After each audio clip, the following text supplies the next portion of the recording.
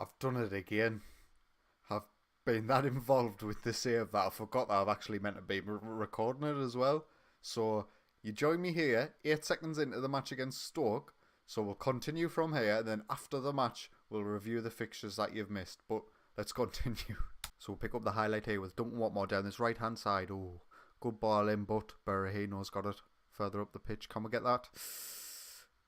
Pizzella wins it back well. He's done okay since he's come back, but plays straight through in the goal. Butland should probably do better. I don't know if that was a good shot or a poor shot, but we'll see it here in 3D. So Shaqiri loses the ball to Pizzella here. It's good work rate from him. Kazri, good ball through to play.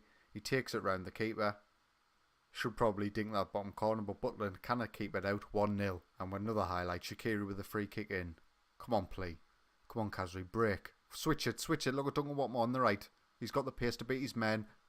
Oh, I was hoping he would beat his man. One more touch there and then the ball into play was on and it could have been 2-0. And that's going to spell the end of the first half. No more highlights really since then. So we take the 1-0 lead into the dressing room. Let's G the boys up and get them back out there. Oh, they're not reacted well to that. I think they're all just a bit done for the season. I think they're half on the beach. But we'll kick off the second half 1-0 against Stoke. And we'll pick this up with another highlight. And goes through. Oh, very, very close. It was nearly 1-1 there by Stoke. I think I'll look to make some changes on the 70th minute. So the 70th minute's come and gone. We're going to make some changes. We're going to get Djilabodji off for Katic. And we're going to get Didier Ndong off for Max Christiansen, he's a more defensive option than Didier Ndong. Oh, 75 minute, we've got another highlight. Mbula's just went through the back of play. He's on a yellow card. And surely that's now going to result in his second yellow card and he's off. Champion. Another highlight, 87th minute. They are down to 10 men. They must be getting tired. Watmore to play to Kazri. Butland with a brilliant save there. Should have been 2-0. Highlight, 92nd minute. Fletcher to Shaqiri. Just hold out, boys. We don't need it. Nothing stupid here. The last thing we need is for them to get a 92nd minute equaliser. We've won the ball back. This very well might just be a worthless highlight at the short end of the game, but I don't think it is. Krath wins it. And again, Watmore. 10 seconds to go. Watmore. Come on, power down. Good cross. Oh, he nearly puts it in with a half cross, half shot, but I think that's going to be full time. Full time, 1-0 against Stoke. We'll take that all day away from home. Congratulate the boys. No. How about no? You know, the misclicks. They can cause some issues in Football Manager. Right, so we'll quickly go through the two fixtures that you missed. We got beat off Liverpool 2-1 at Anfield. They absolutely stuffed us. We took the lead early on through Santi Comensana, but it wasn't enough. They managed to get back into the game, winning the game in the 83rd minute through an Andrew Robertson goal. Disappointing, but we're away at Liverpool. It's bound to happen. We then played Wolverhampton Wanderers at home and won 2-0. Goals from Duncan Watmore and Scott McTominay. It was a good result. We dominated the game. There wasn't too many highlights that came from them, so we probably could have scored a few more goals. 8 shots on target. Probably should have done better, but 2-0, you can't complain. So apparently Stoke avoided relegation with that result, so pleased for them, I guess. So we'll pick up from here against Crystal Palace at home. We'll start with pretty much the same side that started against Stoke. The reason Trinquer wasn't in, he's actually away at the Under-20s World Cup with Portugal, so I wish him luck. Right then, we'll kick off against Crystal Palace. We are shooting right to left this time. Let's hope for the best. Highlight, Noble in the centre to Kabai to Onoma. They're combining well here. They've got a lot of men forward. We need to be careful of Onoma. Oh, he should be putting that away and Crystal Palace should be 1-0 up. Oh, Santi's picked up a knock. Not good. Not good news. We're going to bring on Max Christiansen in his place. Swap him over with Didier Ndong. And let's continue the match. Another highlight here. Pizzella on the left for us to Ndong inside play. Can I beat his man? Sacco clears up. Who's winning this? Pizzella to Kazri to play. Oh, nearly. Duncan Watmore was nearly through. Wilfred Zaha for them. Kabai. It looks like it's going to be a Crystal Palace attack. No, it's not. Ndong cuts the ball out to Christiansen. To Ndong. Plays, making the run. There's nobody helping him. Ndong. Plenty of options now. Pizzella's through. Oh, good save by that keeper. You want that to fall at anybody but your left wing back. Another highlight. Watmore to Ndong. To Kazri out on this left hand side. What's he going to do with it? To Krath. To Watmore. Can you beat him, man? Oh, Watmore. He's he does that often, he just shoots from anywhere and everywhere, but he's doing well this season, so we'll kind of complain. Now it's Watmore on the right hand side. Can he get the ball in? To Kazri, to play, to Endong. Yes, 1-0. Good play from Watmore down that right hand side. He gets it back post and it eventually finds its way to Didier Endong and he slots it away bottom left hand corner. Let's see this in 3D. So Watmore, back post. Scott Dam with a crazy header, sliding challenge, but Endong punishes them 1-0. Oh, I missed it. I missed the Crystal Palace goal. I thought it was a corner. Oh, offside. Never mind. I never missed anything. So that's half time. Just spoke to the boys. Let's start the second half. First highlight of the second half properly. We've got Kabay in the centre for them. Vidaska cuts it out nicely. Right, calm play from us now. We need to build this up from the back. Kazri, knock it back to Pizzella. Back to Kazri. Let's play making the run. Who's making the run? Christiansen to Watmore. Watmore finishes. And I'm sure that's something like his 19th goal of the season from right wing. I mean, he's been absolutely insane. He really has. This was good play from us down the left-hand side. I thought Play might have made that run down the flank, but he picks up the ball here, spots Christiansen, who actually gets challenged, and it ends up falling Watmore somewhat fortuitously. But we'll take it. It's 2-0. 75 minutes in. We're going to make some changes. This might be Scott McTominay's last game for us, and it might also be Ben Woodburn's last game for us. So we'll get them both on.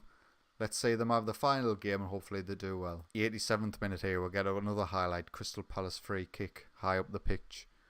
Townsend on this right hand side gets the ball in to Wilfred Zaha. It's the Poir, and then he gets it in.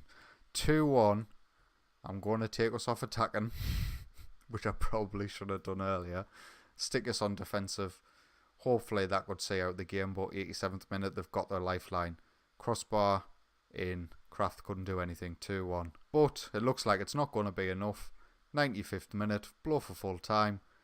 Full time here at the Stadium of Light. Sunderland 2, Crystal Palace 1. End off the season on a high. Well done, boys. You've just finished your first season in the Premier League.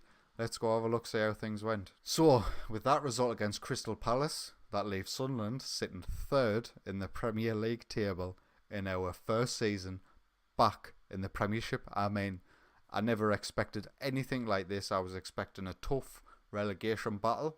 I expected us to stay up. I thought we had the quality in the system to do it. But we've got Champions League football for next season, so we've got a big summer ahead of us. We're going to have to really improve the quality of our first 11 if we had to even challenge in the Champions League, sort of in the group stage, maybe even knockout stages. But if we go out, hopefully getting into the Europa League from that end. Now, if you have a look here, who's got the highest average rating in the Premier League? It's Duncan Watmore, the English Messi. I mean, look at that. Look at his stats, right? He is by far and away not a great Premier League player, but he's got good key stats. His pace, his acceleration, his agility, his work rate, his teamwork, his flair's 14, which is quite good, determination and dribbling. So you get this guy the ball, he can beat the wing back pretty much 9 times out of 10 because of that pace, because of his work rate, because of his teamwork. He's a really, really solid player to have, and whilst I feel sort of ashamed in saying this, he might end up being replaced in the summer because obviously there might be players with better stats, better attributes, better suited to our system. But Duncan Watmore, compared to his championship season, where he got 9 goals and 17 assists, he got 20 goals and 16 assists in 35 games. That was really special. And we'll quickly go over some of the other big performers. We've got Alessia in play here. Our starting striker started 30 games, missed a few games through injuries, but he got 19 goals and 9 assists in them 30 games, and he also averaged a 7.57, which is really great. I wasn't expecting the world from him. He only signed for 9.5 million. I did have other targets in mind when I did sign him, but he's proved his worth and he's performed really well. Next up, we'll look at Wabi Kazri, someone who's returned from loan from the previous season, so we didn't see him in our first, but he's definitely performed in the second. 11 goals and 11 assists from that left-hand side in 24 games. Now, bear in mind, Ben Woodburn played there, and honestly, I thought Ben Woodburn would make the position he's on. I thought Ben Woodburn would take over, and he would be the starting left-sided player. But Wabi Kazri held off his advances. He held off the advances of Francisco Trincao, who has improved a lot this season. But maybe next season, again, similar to Watmore, He's one of them players who I could see myself replacing if the right candidate comes up, but if not, I'm more than happy keeping Wabi Kazri in the team. Another star man this season, Santi Comasana. Started 37 games for us with 7 goals and 6 assists from centre midfield, averaging a 7.24 rating over the course of this season. Great signing. I tried to sign him in the Championship. I should have signed him in the Championship. He would have ripped it up. But he signed for us this season. He's now worth 12.75 million. We signed him for 1.5 million. What an absolute bargain. We'll talk about one of our other cheap signs as well, Diego Verdasca. He signed for us for a cheap fee for 1.9 million from Zaragoza in Spain, and he performed absolutely brilliantly. His physicals are really, really well rounded for a centre half. I mean, it's not often you see a centre half with nothing below a 13 in his physical stats. Pace 14, acceleration 14, jump and reach 15, strength 15, all make for a great centre half, and he's still got a little bit to improve, me assistant reckons. So I think his position next season is pretty safe, because I think on reflection he's probably our best centre half, although he didn't average the best. That was Papi Djilabodji, another one of our players who returned from loan this season. Now, Papi, he's played well, 7.19 average rating over the season, but he's one of the players I can see himself replacing. You know, I really like young talent. I like talent that can build and grow. Whereas Papi Djilabodji is at the end of his career now at 13. I might look to sell him on if somebody becomes interested, but I'll be happy to keep him as sort of a rotation option, we'll maybe see. But he is on high wages and a key player status. So we'll see what happens during the summer. And there's one more player I want to highlight, that is Ben Woodburn. He's played all over for us. He's played on the right, he's played on the left, he's played at striker. I even believe he got a game at centre mid at one point. But he couldn't make the first team, his position his own, but he did start 14 games in the Premier League and came on 14 times as well. Got himself 8 goals and 8 assists. So I'm really pleased with his performances. If he was available for a transfer, I probably would go in for it. But considering he's valued at 14 million and he's at Liverpool, it's highly unlikely I'm going to be able to sign this guy. So we'll wish him well for the rest of his career and thank him for this season. As you can see on your screens, I did claim Manager of the Year, which I'm buzzing about. And we've got some players in the Team of the Year. Santi Comasana and Alassane Plea got in the Team of the Year.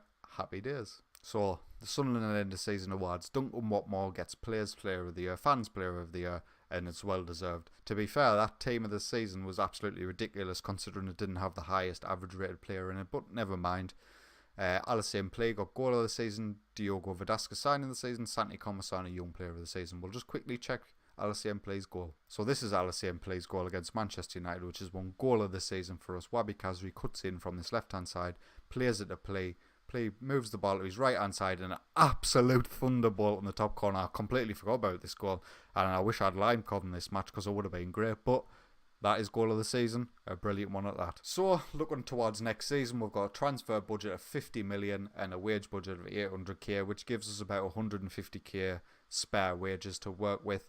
I think that's more than enough to make the improvements that I'll be wanting to make. There will be some big changes in the summer. The squad will definitely get younger. I'll get some younger guys in with the potential to improve who might not be first 11 starters straight away, but they'll come into the team as the years goes on. Just to close out this season, stupidly happy with how it went. Second season, finished third in the Premier League. We're looking forward to Champions League football next year, and we're going to take it by storm. So until next time, take it easy.